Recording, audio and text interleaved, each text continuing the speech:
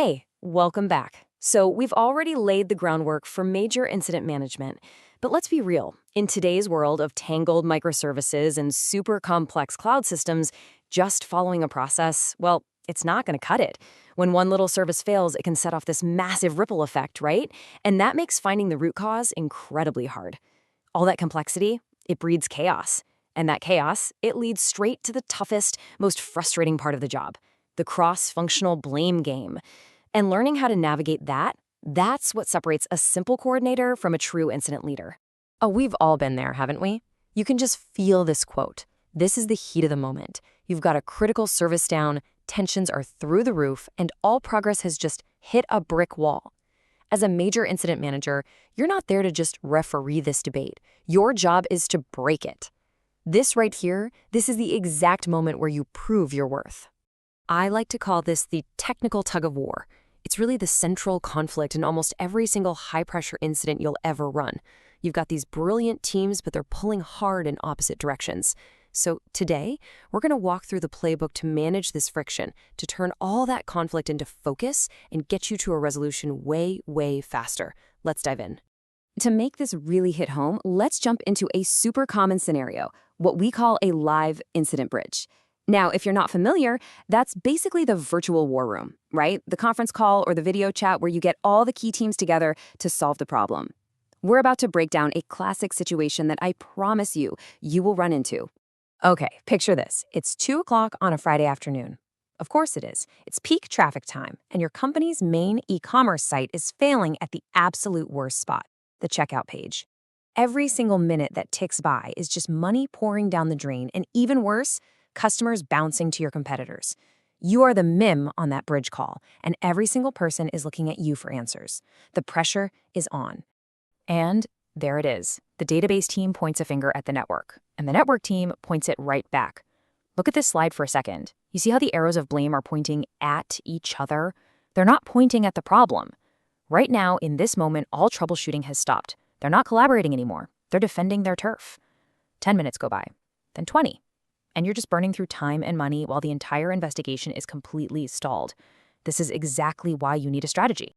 The strategy we're going to use to break this deadlock is called the data-driven reset. It's a really simple 3-step framework that lets you take control of the conversation. The whole goal here is to shift the entire team's focus away from who did it and onto what does the data show. And you know what the best part is? You don't have to be the top technical expert on databases or networks. You just need to know how to lead the logic of the investigation.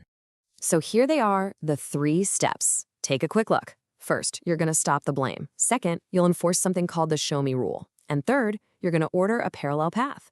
Don't worry, we're about to break down each one, but just think of this as your personal toolkit for turning that chaos into clarity. Step 1 is all about a verbal hard reset. Your job is to interrupt that blame cycle, and you got to do it firmly but also calmly.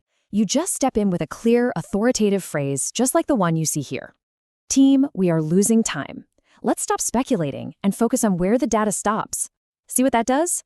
That one statement validates the urgency everyone's feeling, and it immediately gives the entire group a new shared mission. You've just reframed the entire goal from finding fault to finding facts. All right, next up, you enforce what I call the show me rule. This is where all the speculation just goes to die. You ask each team for objective, undeniable proof, not theories, data. So you say to the network team, can you show me a trace log that shows the packet actually reaching the DB server? And to the database team, can you show me the timestamp of the last successful connection? This simple request forces this really powerful shift from, well, I think, to, here's the proof. But what if they still disagree? Or maybe the data just isn't clear? You can't just sit there and wait for some breakthrough.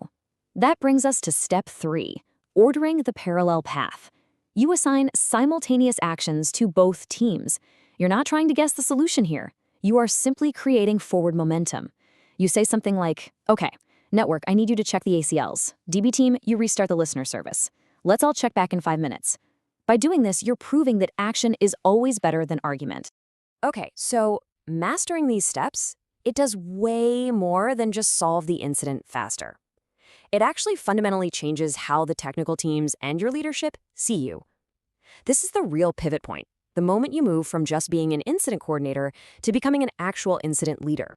And that leads us to a really critical question. What is it that truly separates a coordinator from a leader?